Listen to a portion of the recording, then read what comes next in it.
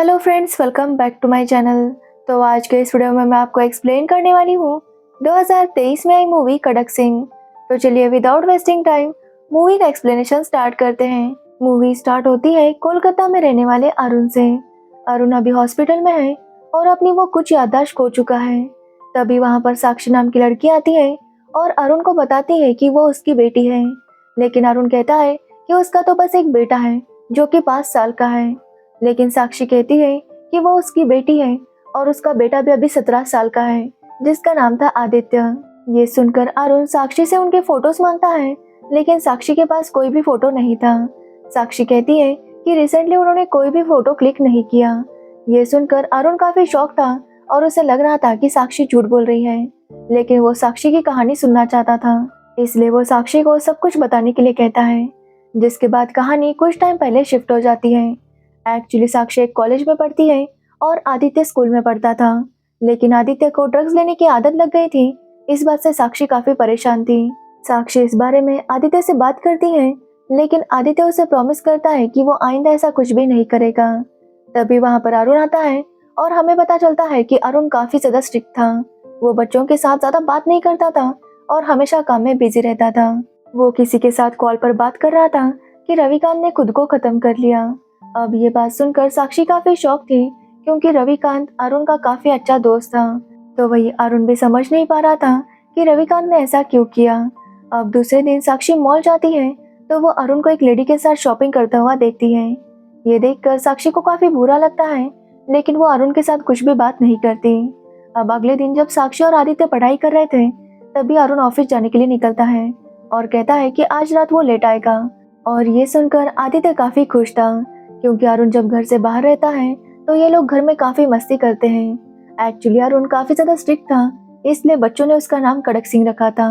अब आदित्य साक्षी से कहता है कि वो दोनों आज मूवी देखने के लिए जाएंगे और साक्षी भी इसके लिए मान जाती है। रात को साक्षी थिएटर के पास आदित्य का इंतजार करती है, लेकिन आदित्य वहाँ पर नहीं आता। अब साक्षी आदित्य के फ्रेंड्स को कॉल करती है और उसे आदित्य का पता चल जाता है। तो आदित्य अपने दोस्तों के साथ मिलकर ड्रग्स ले रहा था। ये देखकर साक्षी उस पर काफी गुस्सा होती है और उसे घर लेकर आती है। तो वही अरुण भी जब घर आता है तो वो देखता है कि आदित्य सिगरेट ओढ़ रहा था। ये देखकर अरुण को काफी गुस्सा आता है और वो आदित्य को काफी ज्यादा मारता है। तो वही कल रात आदित्य ने साक्षी को बताया था कि वो क्रिकेट बैटिंग में 20,000 रुपए हार गया था और उसे वो पैसे लौटाने थे। अब ये बात सुनने पर साक्षी ने जो पैसे सेविंग किए थे वो उसे आदित्य को दे देती है और कहती है कि वो पैसे चुका दे और ये सब ना करे।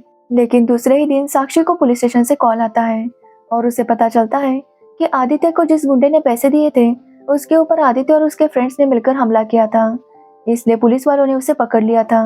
अब साक्षी वहां पर जाती है और उस इंस्पेक्टर से रिक्वेस्ट करती है कि वो आदित्य को छोड़ दे, लेकिन इंस्पेक्टर कहता है कि जितने वो पैसे मांगता है उतने उसे देने पड़ेंगे, जिसके लिए साक्षी भी मान जाती है। अब साक्षी अपनी कुछ ज्वेलरी बेच देती है, जिसके बाद वो इंस्पेक्टर को पैसे देने के लिए जाती है। उसने उन्हें एक होटल में बुलाया था, तो साक्षी अपने दोस्त को लेकर वहां पर जा रही थी।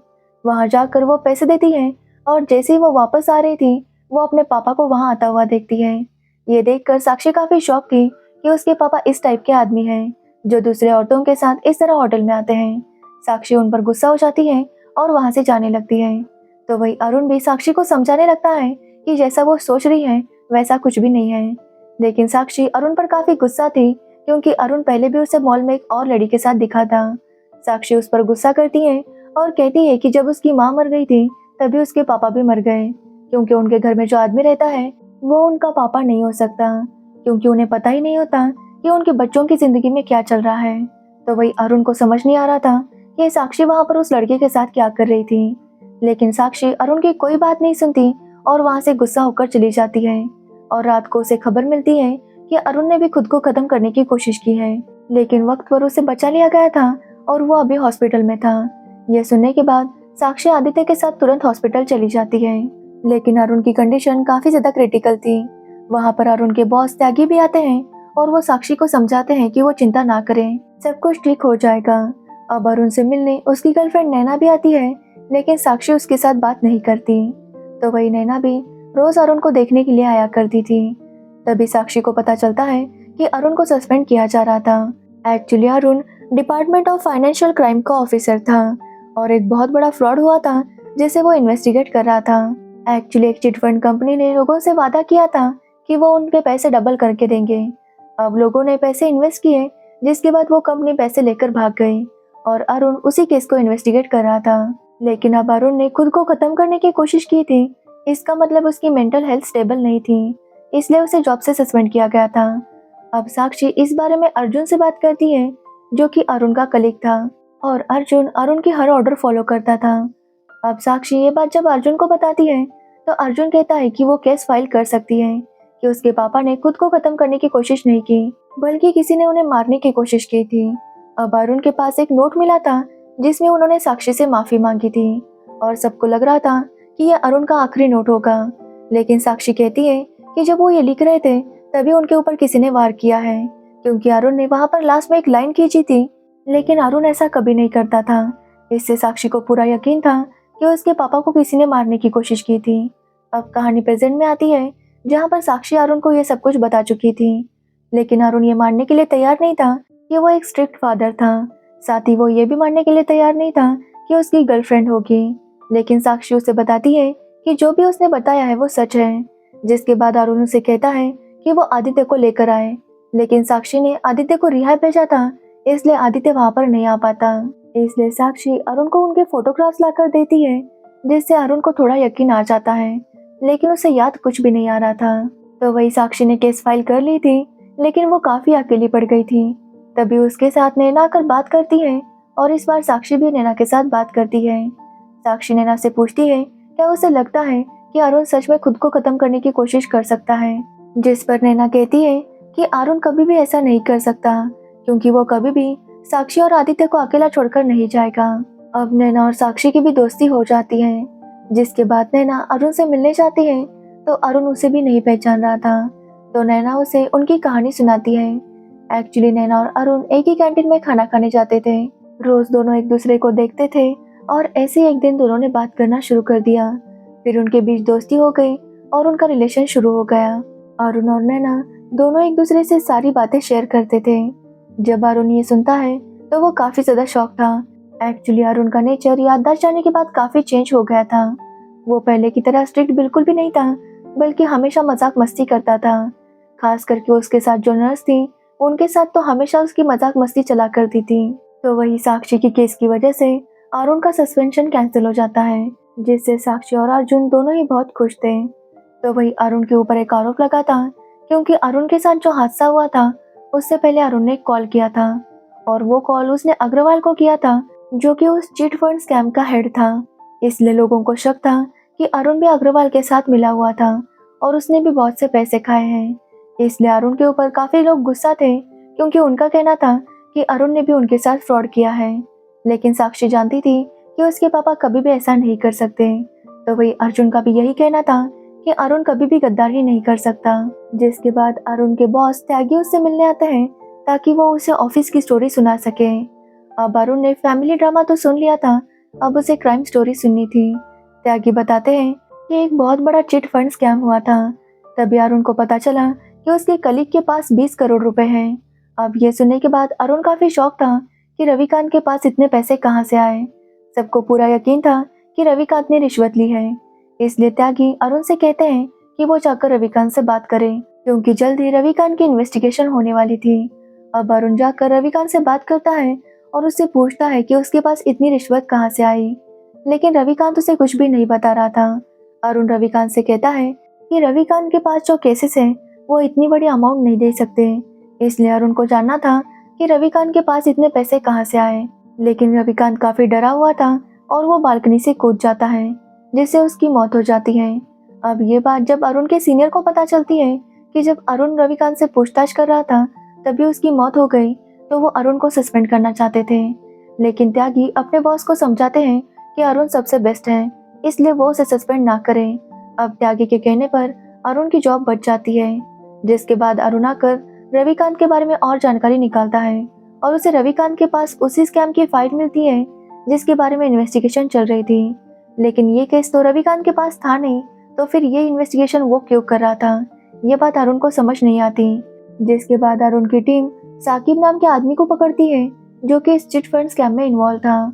अब अरुण उससे पूछता है कि अग्रवाल कहाँ है, जिसके बाद साकिब उन्हें बता देता है कि अग्रवाल एक होटल में छुपा है और उसे पकड़ने के लिए अरुण उस दिन एक लेडी के साथ उस होटल में गया था।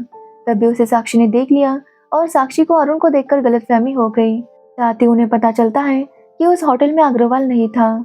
तो वही अरुण को साक्षी ने जो कुछ भी कहा था उससे वो बहुत ज्यादा टेंशन में था, इसलिए वो किसी से भी बात नहीं करता और अकेला अपने ऑफिस में बैठा रहता है। जिसके कुछ टाइम बाद सबको खबर मिली कि उसने अपने आप को खत्म करने की कोशिश की है। अब अरुण ने सबकी स्टोरी सुन ली थी, लेकिन उसे अभी भी कुछ याद नहीं आ रहा था, लेकिन फिर भी वो फैसला करता है कि वो इस मिस्ट्री को सॉल्व करेगा।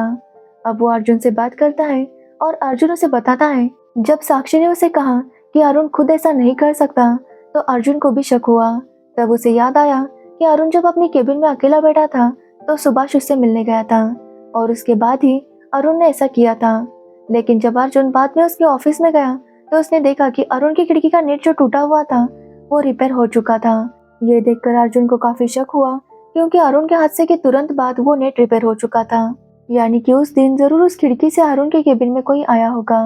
तो वही साक्षी भी उस चिटफंड स्कैम की फाइल चेक करती है और उसी फाइल में उसे एक प्लम्बर का नंबर मिलता है, जो देखकर साक्षी काफी शॉक थी, क्योंकि इतनी इंपॉर्टेंट फाइल में अरुण ने प्लम्बर का नंबर क्यों लिखा होगा। साथ ही अरुण ने वहां पर साकिब के नाम के साथ साथ मोंटू मानसिंह का भी नाम लिखा था। जिसके बाद साक्षी वो फाइल लेकर अरुण से मिलने जाती है और उसे वो पूरी फाइल दिखा देती है। जिसके बाद अरुण भी उस फाइल को चेक करने लगता है। एक्चुअली ये सब होने से पहले अरुण ने उसी फाइल में सारी रिपोर्ट बना ली थी। तो वही त्यागी को स्कैम करने वाले अग्रवाल का पता चल जाता है और वो अपनी टीम को लेकर उसे पकड़ने जाता है, लेकिन अग्रवाल वहां से भागने की कोशिश करता है, जिसमें वो मारा जाता है। अब स्कैम करने वाला अग्रवाल तो मारा गया था, इसलिए त्यागी सबको तसल्ली देता है कि सबके पैसे वापस मिल जाएंगे, इसकी वो पूरी कोशिश करेंगे।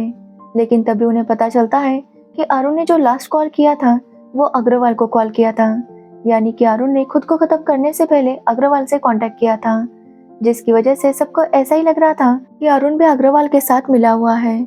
इसलिए अरुण के खिलाफ काफी मोर्चे निकाले जा रहे थे और कुछ लोग उसे मारने के लिए हॉस्पिटल भी आ जाते हैं। लेकिन जैसे ये बात नर्स को पता चलती है तो वो अरुण को दूसरी सेफ जगह लेकर जाती है, जहाँ से अरुण साक्षी को कांटेक्ट करता है और सबको वहां पर बुलाने के लिए कहता है, क्योंकि अरुण ने वो केस सॉल्व कर दिया था। अरुण सबको बताता है कि रविकांत की फाइल से उसे अग्रवाल का नंबर मिला, साथ ही उसे साकिब का भी पता चला। जिसके बाद उसने साकिब को पकड़ लिया और साकिब ने कहा कि इसमें एक बहुत बड़ा आदमी इन्वॉल्व है जो अग्रवाल के भी ऊपर है, जिसका नाम था मोंटू मानसिंह। अब अरुण समझ नहीं पा रहा था कि ये मोंटू मानसिंह आखिर है कौन और इसे कोई भी क्यों नहीं जानता। जिसके बाद अरुण ने उसके ऊपर इन्वेस्टिगेशन स्टार्ट कर दी। तभी उन्हें साकिब ने बताया कि उस होटल में अग्रवाल आने वाला है, इसलिए अरुण अपनी टीम को लेकर वहां जाने लगा। लेकिन तभी वहां पर उसने साक्षी को देखा और उसे वहां देखकर वो काफी ज्यादा शॉक था। अब वहां पर जो कुछ भी हुआ इससे अरुण काफी टेंशन में था और वो अपने केबिन में आकर लेटर लिखने लगा। लेकिन तभी वहां पर सुभाष आया और उसने अरुण को कुछ इंजेक्ट किया, जिसकी वजह से अरुण बेहोश हो गया था। अब वहां पर कुछ लोग आए जो कि अरुण की खिड़की तोड़कर आए थे। उन्होंने अरुण को पंखे से लटका दिया और वहां से चले गए। उन्हें लगा था कि अरुण की मौत हो जाएगी और किसी को भी उन पर शक नहीं होगा, लेकिन वो पंखा टूट गया, जिसकी वजह से अरुण नीचे गिर गया और हॉस्पिटल में पहुंच गया। अरुण कहता है कि रविकांत के साथ साथ सुभाष भी स्कैम में इन्वॉल्व था।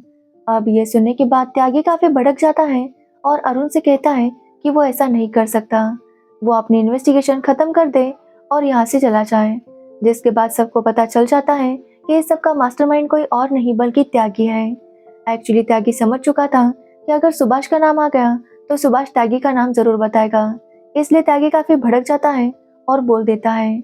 अरुण बताता है कि ये सब कुछ त्यागी का प्लान था, अरुण के बेटे आदित्य को फंसाना और फिर साक्षी को एसआई का उसी होटल में बुलाना जहाँ पर अरुण भी आने वाला था। ये सब कुछ कोइंसिडेंस नहीं था, बल्कि त्यागी ने ये सब करवाया था, क्योंकि वो जानता था कि अरुण को उसका राज पता चल जाएगा, इसलिए वो अरुण को खत्म कर देना चाहता था, लेकिन इस तरह से कि किसी को भी पता ना चले, इसलिए उसने ये सब प्लान बनाया। एक्चुअली त्यागी ही मोंटू मानसिंह है, जिससे बचकर अग्रवाल भाग रहा था, क्योंकि जैसे ही अग्रवाल का नाम सबको पता चल गया, अग्रवाल जानता था कि त्यागी उसे नहीं छोड़ेगा, इसलिए वो त्यागी से छुप रहा था। लेकिन त्यागी ने उसे ढूंढ लिया और उसे खत्म भी कर दिया। अरुण बताता है कि उसकी याददाश्त अब तक वापस नहीं आई, लेकिन वो एक इन्वेस्टिगेटिंग ऑफिसर है तो वो ये कैसे भूल सकता है। अरुण ये भी बताता है कि जब सुभाष ने उसे इंजेक्शन इंजेक्ट किया था तभी उसने अरुण के मोबाइल से अग्रवाल को कॉल किया, ताकि बाद में सबको ऐसा ही लगे कि अरुण अग्रवाल के साथ मिला हुआ था। अब ये सब सुनने के बाद अरुण के सीनियर को सब कुछ क्लियर हो गया था, इसलिए वो त्यागी और सुभाष पर इंक्वायरी बिठा देते हैं। इंक्वायरी खत्म होने के बाद सबको पता चल जाता है कि त्यागी ही उस स्कैम का मास्टरमाइंड था, इसलिए त्यागी और उसके साथियों को सजा हो जाती है। तो वही अरुण की याददाश्त अब तक वापस नहीं आई थी, लेकिन उसने इस बात को एक्सेप्ट कर लिया था कि साक्षी और आदित्य उसी के बच्चे हैं और नैना उसकी गर्लफ्रेंड। तो वही इस सब में साक्षी और अर्जुन भी एक दूसरे को पसंद करने लगे थे और इसी के साथ ये मूवी एंड हो जाती है। तो ये थी कड़क सिंह मूवी की स्टोरी। अगर आपको इस मूवी की स्टोरी और मेरा एक्सप्लेनेशन अच्छा लगा हो तो वीडियो को लाइक कमेंट शेयर जरूर करना और मेरे चैनल को सब्सक्राइब करना बिल्कुल मत भूलना। Thanks for watching the video.